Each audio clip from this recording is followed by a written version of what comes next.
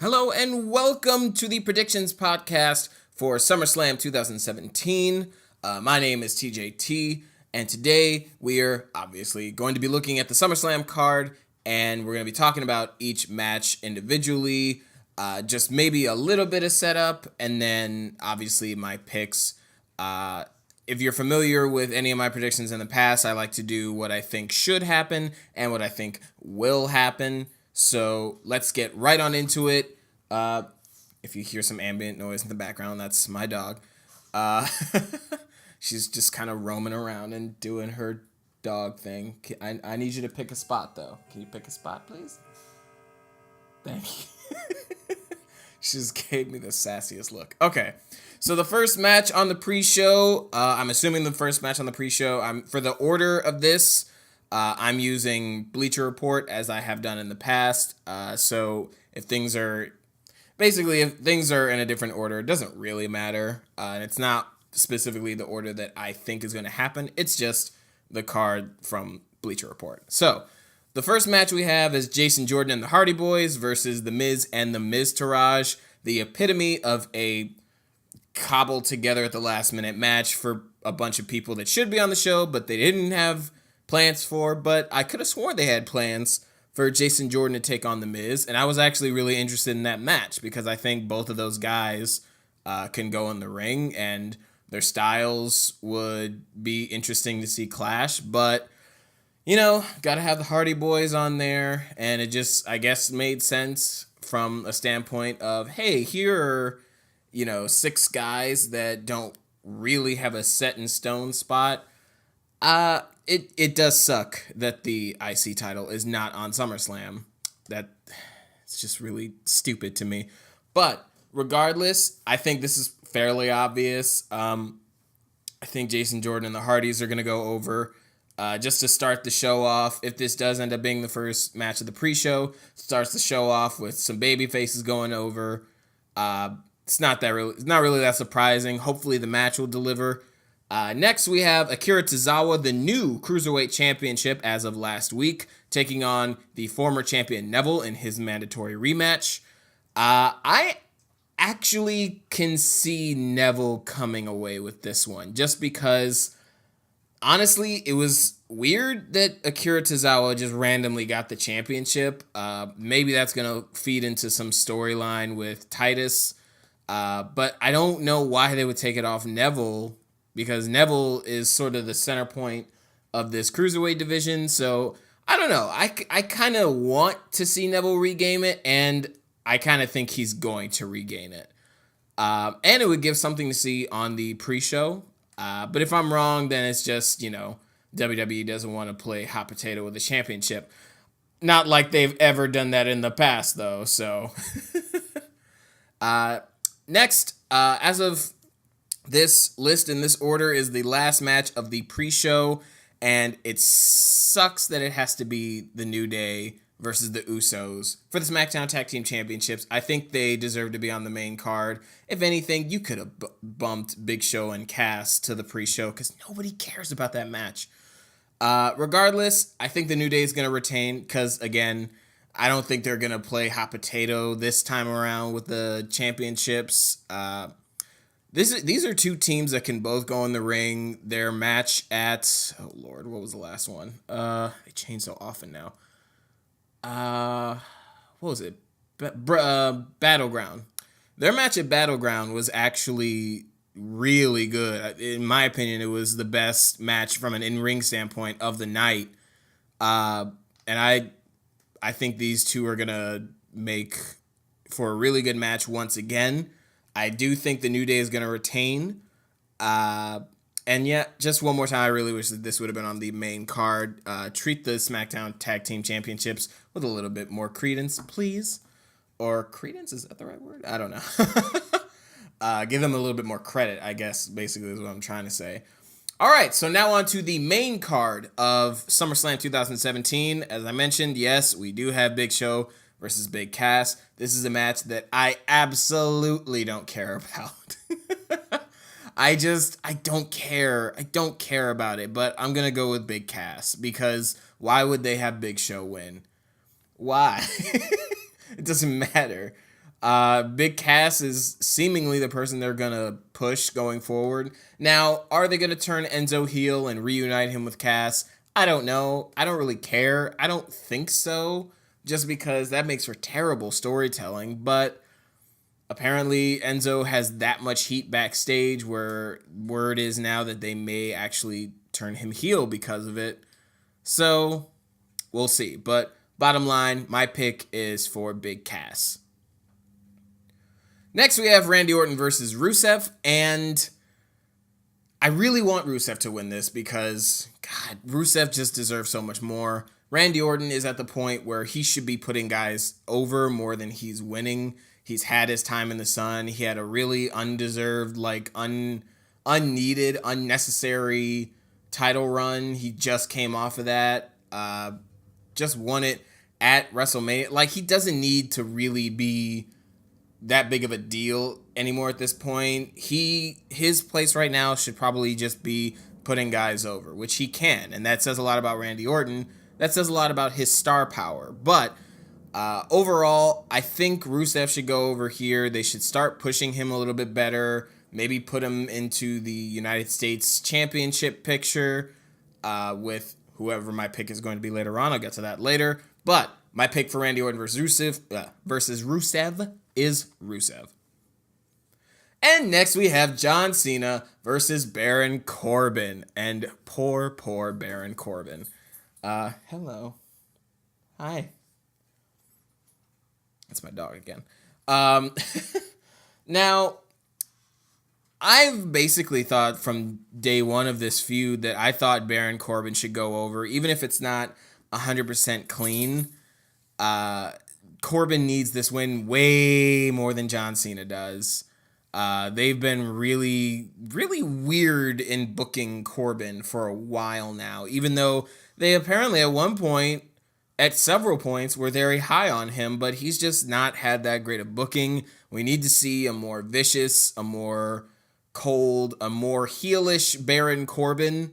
And I think if you're going to do it against anybody, why not John Cena, John Cena's at the same point as Randy Orton right now in that I want him nowhere near the world championship scene. I don't care if he goes back to the United States championship scene. I mean, it would fit his character, given his history with that belt 2 years ago and his whole patriotic angle or whatever. But, John Cena doesn't need the momentum. Baron Corbin really does. And especially with them just having stripped his briefcase, I think it would be wise to take that sort of negative momentum to, propel Baron Corbin into ultra heel, territory. Just have him go crazy and just demolish Cena. Even if it's not, even if it's not clean. Because I could see Baron Corbin getting himself disqualified and John Cena winning.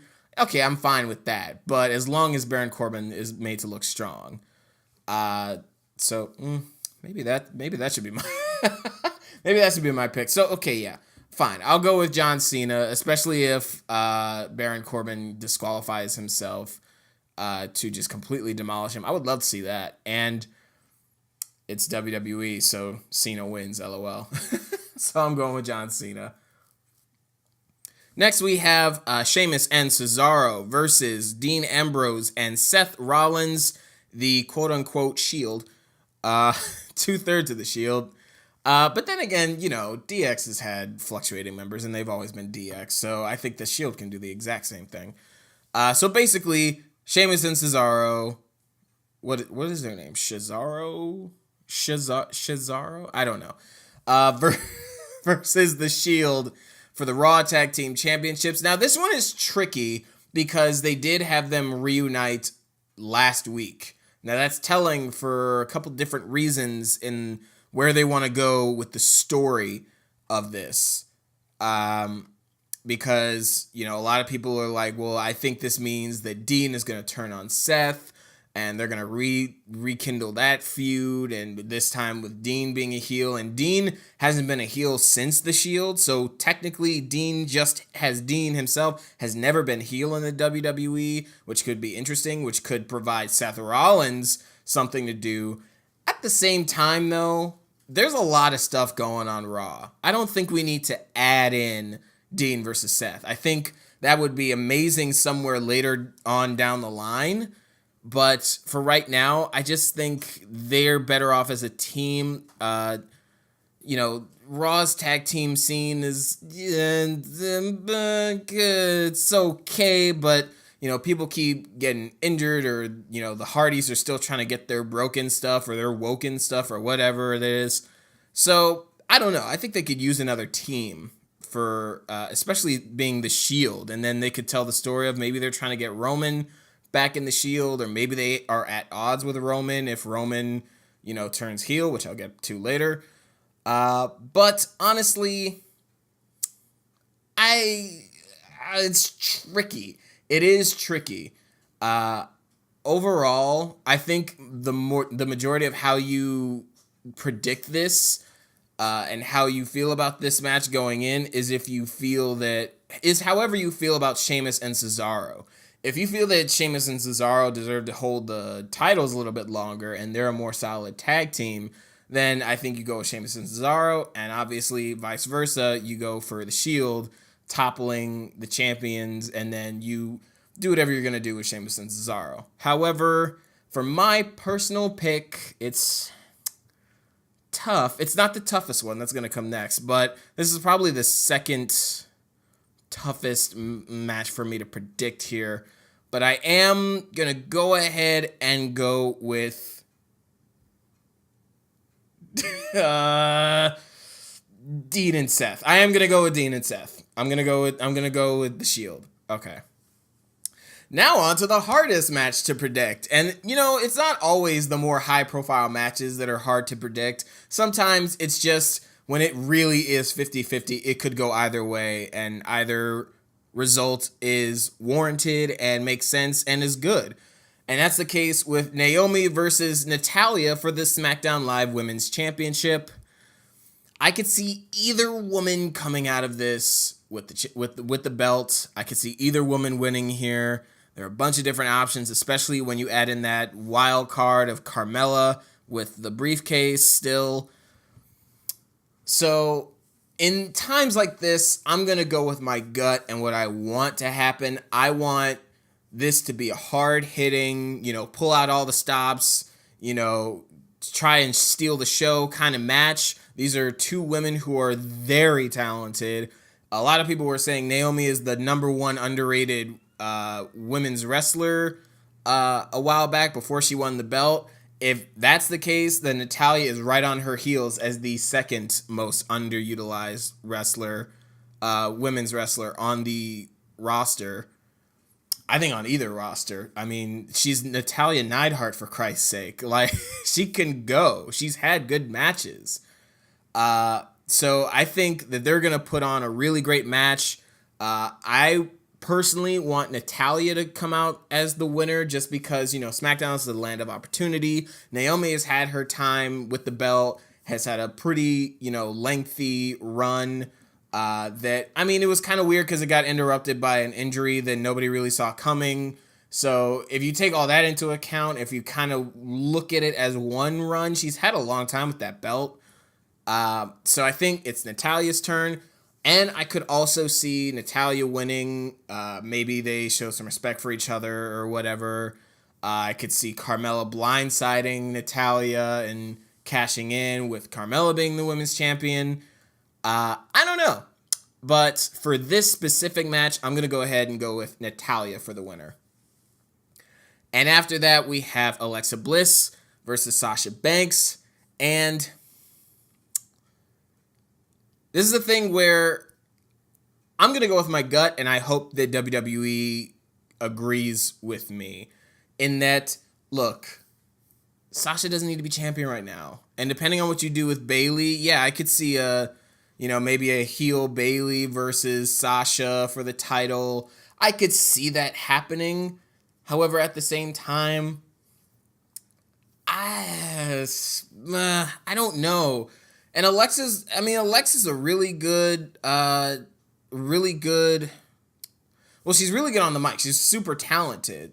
So I think she actually kind of adds something to that belt. The only thing she needs is a really good story and some good matches going forward. I think her and Sasha have the potential to put on a really good match together. But I think more importantly right now, we just need a good story. That's the thing that's missing. Honestly, I think that story comes with Nia Jax. But then again, it's like a catch-22. If you want a good story, it's Alexis versus Nia, but then they may not be the best matches. But if you want better matches, then go ahead and go with Sasha, and then her stuff with Bayley. They've already shown that they can go together and they put on quality matches. And there's the grandfather clock. Oh, I hate that thing. Yay, it's quick. Okay. Sorry about that. You know what? As much as I hate it, as much as it's okay. It's not that I hate Sasha Banks. I don't. I actually like Sasha Banks, but at the same time, she's in a similar situation as Charlotte, and that their feud of the year last year actually kind of led to a bunch of title reigns back to back to back to back to back. So now they could do with just having a little bit of a break from the title scene. Charlotte has kind of had that. Sasha, not so much. Sasha's kind of actually still been hovering around that main event scene a lot. So,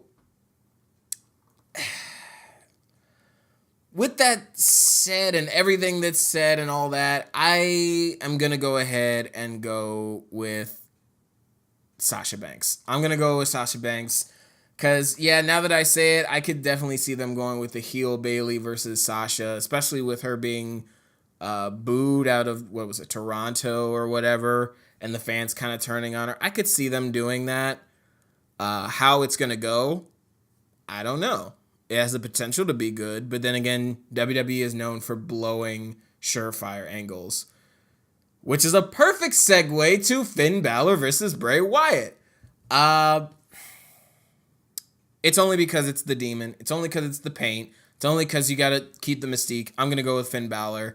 And that's basically all I have to say about it, because that feud, I feel like they've kind of dropped the ball with that feud a little bit, as they typically do with Wyatt. So that's kind of all I have to say about that one. Moving right along, we got AJ Styles versus Kevin Owens with the caveat of Shane McMahon as the special guest referee. And of course, I'm going to go with AJ Styles retaining because it writes itself. It's obvious. I think that they're going to go with a Shane versus Kevin Owens feud, or maybe they'll swerve us. I don't know, but I doubt it. Shane's pretty good as a face commissioner, especially to balance out if Stephanie does come back, a heel commissioner on Raw.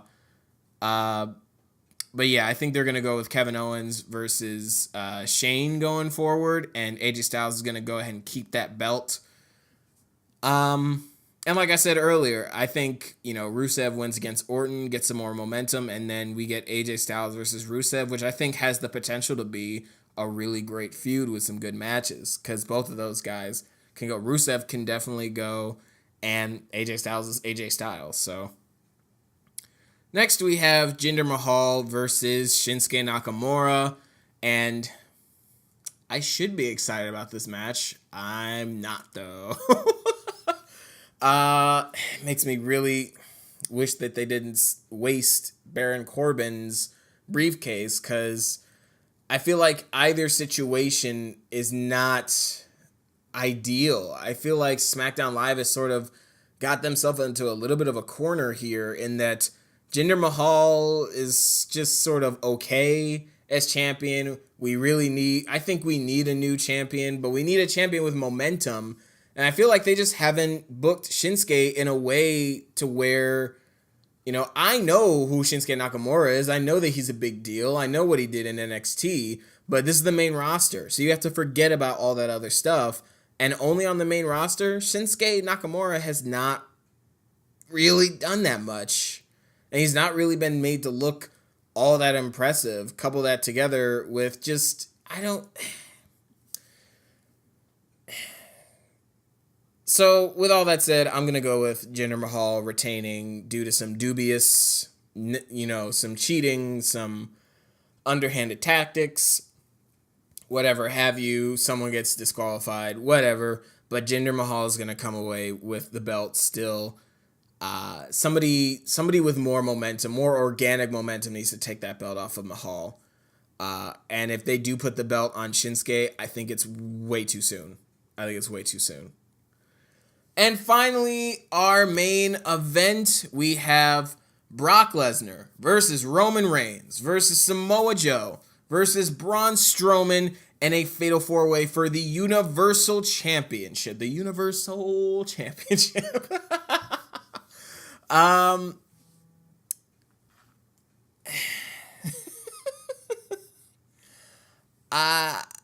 Look, I'm going to say who I think, and it's probably going to get a lot of hate.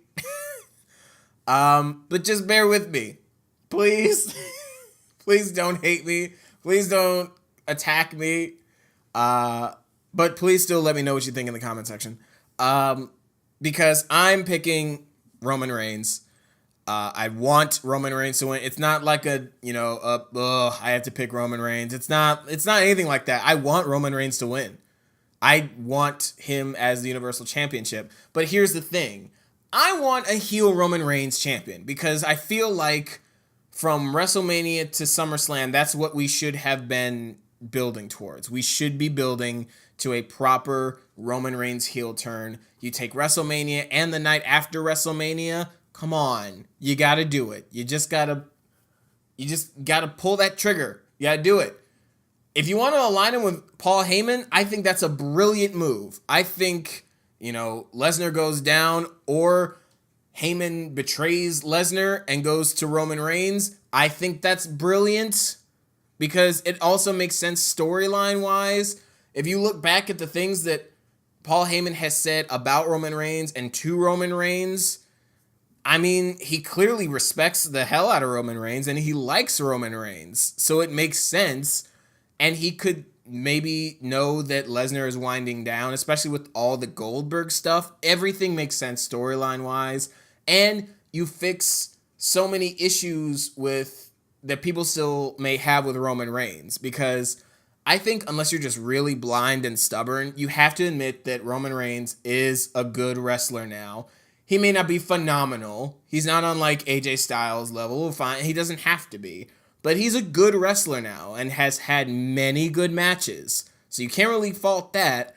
At the same time, I think what Roman Reigns lacks is a very strong identity and something to make you have to look at him. Something to make you go, I have to watch because Roman Reigns is on.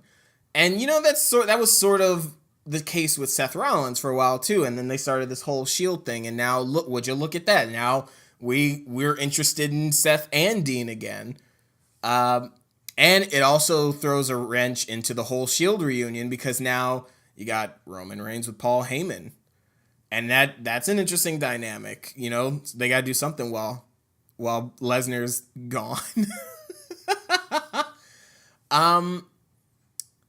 Or, they could just go with Dean and Seth help Roman win and they don't turn him heel. But then you risk them booing a Shield reunion because it's still Roman Reigns. Fans are so stubborn when it comes to Roman Reigns. They just don't let it go. They just don't let stuff go. I mean, personally, I'd be marking out if that happened and the Shield was back and they had all the titles. Again, it is sort of a thing of like, okay, where do you go from there though? Because it's not like there's some big faction that could go up against them. There could be. The club could get back together, or the Wyatts could come back. But it's a thing of like right now they don't really have anywhere to go if they reunite as the 3-man Shield. Unless they just reunite and then kind of still stay separate, but that doesn't make any sense either. So all that to say, I'm definitely going with Roman Reigns to win this match. We need a full-time Universal Champion again. I wouldn't mind if Samoa Joe or Braun Strowman won. Well, I kind of would mind if Strowman won because Strowman is one note. I feel like, You know, he's not really interesting to me. Everyone loves him, but I think they only love him because he beats up Roman Reigns. Not because he's, quote unquote, good. I mean, can he have good matches? Yeah, he's had them, ironically, with Roman Reigns. However, I think that was both of them, and it wasn't just Braun Strowman. And it'd be interesting to see Samoa Joe as the new champion. It'd be interesting to see the same scenario I had for Roman Reigns happen with Samoa Joe, and Paul Heyman, leaves Lesnar for Samoa Joe. That'd be interesting as well. However, my personal pick, because of the whole Undertaker stuff, because clearly, you made a decision to do what you did at WrestleMania. Now carry on with it, follow through with it. Don't just have that happen and forget about it. No, you got to run with the guy that you put the momentum behind and just go, pull the trigger. And that's what I think. So, what do you all think? Let me know in the comment section below. If you enjoyed this, don't forget to like, share, and subscribe. Because I'm definitely going to watch tonight, I'm probably going to make a follow-up reaction podcast. It may happen tomorrow. It may happen Tuesday. But I'm probably definitely going to do that. So stay tuned for that as well. And until next time, guys, I'm TJT. And this has been your predictions for SummerSlam 2017.